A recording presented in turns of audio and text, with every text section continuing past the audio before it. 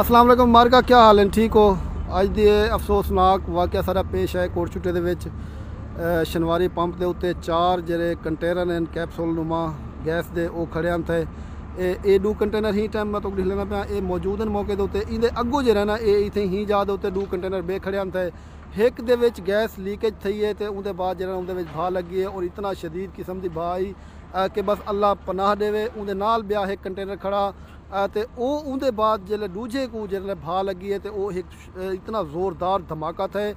इतना बुलंदी तक जो है ना वो गए कंटेनर। उनके बाद जो है ना वो रोड के परली साइड से तुम देते पे परली साइड से 40-50 फुट दूर वंज के जो है ना ये ढट्टे। तो उनके बाद जो है ना हुण भी ये देख सकते हो कि भा लगी पी है। तो सारे रेस्क्यू के जो एहलकार हैं वो कोशिश करेंगे पैन भी जो है ना ये कई तरह में भा को मिसमाया वजे।